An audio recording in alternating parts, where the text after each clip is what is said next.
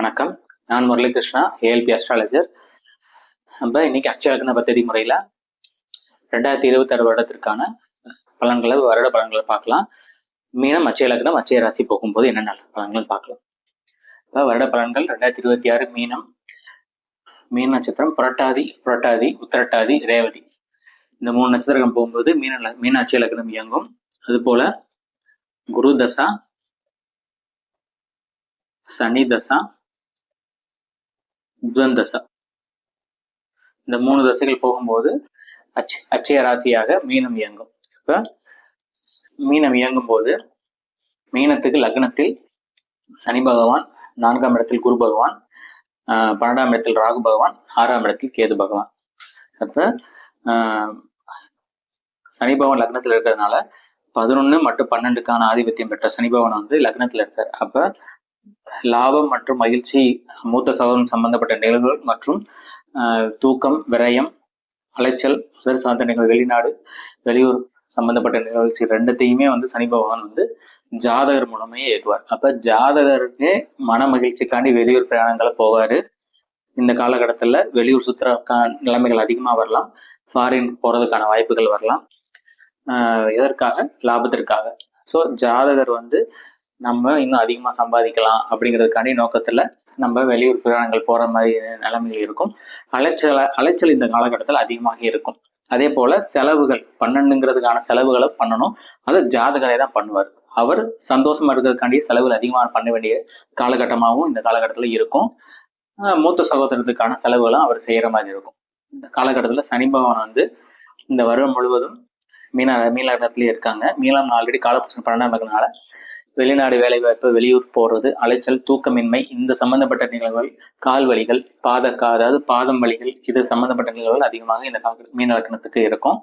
சனி பகவான் தனது 3ஆம் பார்வையாக 3ஆம் இடத்தையும், தனது 7ஆம் பார்வையாக 7ஐயும், 10ஆம் பார்வையை 10ஆமையும் பார்க்கறாங்க. அப்ப இந்த 3 நிகழ்வுகளையும் நம்ம கம்பைன் பண்ணி பார்க்கும்போது ஜாதகர் முயற்சி செய்வார், தொழிலுக்காண்டி முயற்சி செய்வார், திருமணத்துக்கான முயற்சிகள் செய்வார், நண்பர்களுடன் சேர்ந்து கூட்டு முயற்சிகள் செய்வார். ஸோ இதுதான் இந்த சனி பகவான் இந்த வருடம் முழுவதும் பலன்கள் கொடுப்பார்.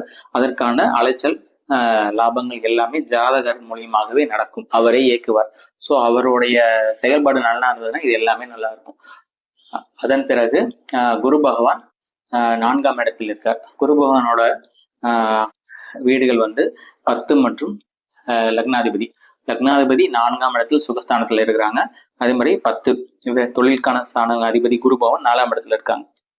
அப்ப தொழில் வந்து குரு பகவான் 10க்கு 7ல இருக்காங்க. அப்ப இந்த காலகட்டத்துல வேலை சம்பந்தமான ஏற்கனவே அலைச்சல் அதிகமா இருக்கு. குரு பகவானும் தொழிலுக்கான அதிபதியா இருக்கனால குரு பகவான் 4லிருந்து 7ஆம் பார்வையாக 10ஐயும், 5ஆம் பார்வையாக 8ஆம் இடத்தையும், 9ஆம் பார்வையை 12ஐயும் பாக்குறாங்க. அப்ப ஆல்ரெடி சனி பகவான் அலைச்சலுக்கான இந்த வருடம் முழுவதும் குரு பகவானும் சனி பகவானும் இயந்து தொழிலுக்காக நாம் அலைந்து திரிந்து அலைய வேண்டும் என்பதே இந்த வருடத்திற்கான தொழிலுக்கான பலன்கள். அதாவது வேலை சம்பந்தமா இருந்தாலும் சரி, தொழிலுக்கான சரி, அந்த மாதிரி அலைந்தால் மட்டும்தான், செலவுகள் செய்தால் மட்டும்தான் இந்த வருடத்திற்கு தொழில் வந்து நன்றாக இருக்கும்.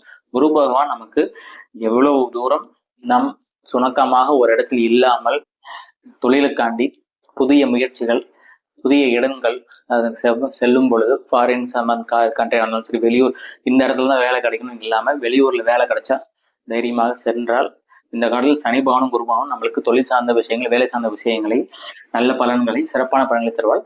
மற்றும் 11ங்கிறது ப்ரொமோஷன் சம்பந்தப்பட்ட நிகழ்வுகளையும் சாதகமாக இருப்பதற்கான வாய்ப்புகள் உண்டு.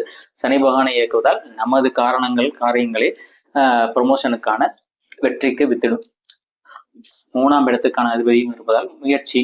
ஸோ முயற்சியும் சனி பகவான் ஜாதகர் முயற்சியால் இந்த வருடத்திற்கான பலன்களை ஜாதகரை முயன்று பெற்றுக்கொள்வார் என்பதை விதி.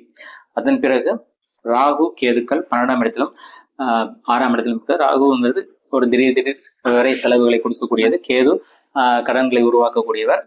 அதன் பிறகு குரு பகவான் ஜூன் மாதத்துக்கு பிறகு அக்டோபர் மாதம் வரை கடகராசியில் பயிற்சியாகிறார். குரு பகவான் கடகராசியில் பயிற்சியாகும் போது 5ஆம் இடமான பாக்கியஸ்தானம், அதாவது பூர்வ புண்ணிய ஸ்தானத்திற்கு வருகிறார். இதுவும் நல்ல பலன்களை கொடுக்கும். குரு பகவான் 5லிருந்து 5ஆம் பார்வையாக 9ஐயும், 7ஆம் பார்வையாக 11ஐயும், 9ஆம் பார்வையை லக்னத்தையும் பார்க்கிறது. ஸோ ஜாதகர் இந்த காலகட்டத்திலும் சிறப்பான பலன்களை வருவதற்கான வாய்ப்பு உண்டு. லாபத்திற்கான மன மகிழ்ச்சிக்கான வாய்ப்பு, குழந்தைகள் மூலம் மகிழ்ச்சி, 2ஆம் திருமணத்துக்கான வாய்ப்பு, முதல் திருமணம் அதற்கான வாய்ப்பு எல்லாமே குரு பகவான் இந்த காலகட்டத்தில் பெற்றுத் தருவார். அதன் பிறகு குரு பகவான் சிம்ம ராசிக்கு பயிற்சியாளர். நவம்பர் மாதத்திலிருந்து பயிற்சி சிம்ம ராசியில் இடம்பெறுவார். குரு பகவான் 6ஆம் இடத்திற்கு செல்லும் காலம். இந்த காலகட்டத்தில் குரு பகவான் தொழில் சார்ந்த சில கடன்களை ஏற்படுத்தி கொடுப்பார். ஜாதகருக்கு சில மருத்துவ செலவுகளும் வம்பு சண்டை சச்சரவுகளையும் சிக்க வைப்பது குரு பகவான் தன்மையாக இந்த காலகட்டத்தில் இருக்கிறது. ஸோ நவம்பர் மாதத்திற்கு பிறகு ஒரு கவனமாக எச்சரிக்கையோடு இருக்க வேண்டிய காலகட்டம். குரு பகவான் நட்பண்களை தராமல் இருப்பார். கேது பகவான் மற்றும் ராகு பகவான் நவம்பர் மாதத்திற்கு பிறகு இடம்பெயர்ச்சி ஆகிறார்கள்.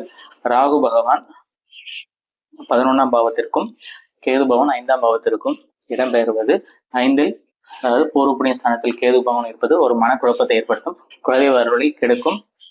அதன் பிறகு ராகு பகவான் 11இல் இருப்பது லாபத்தில் திடீர் சரிவுகளையும் திடீர் அதிர்ஷ்டங்களையும் ஏற்படுத்தி தருவார். இந்த காலகட்டத்தில் குரு பகவான் நவம்பர் மாதத்தில் 6ஆம் இடத்தில் போவதே இவருக்கு பிரச்சனையான காலமாக உள்ளது. மற்ற காலங்களில் சனி பகவானும் குரு பகவானும் தொழில் சார்ந்த வகைகளில் நட்பலன்களை வழங்குவார்கள், லாபத்தை அளிப்பார்கள், புதிய அலைச்சல்களை ஏற்படுத்துவார். அதன் மூலம் லாபத்தை, தொழிலில், வேலைகளில், ப்ரமோஷன்களை இந்த காலகட்டத்தில் நட்பலன்களை வழங்குவார். மீண்டும் அடுத்த ஒரு நிகழ்வில் சந்திப்போம். நன்றி, வணக்கம்.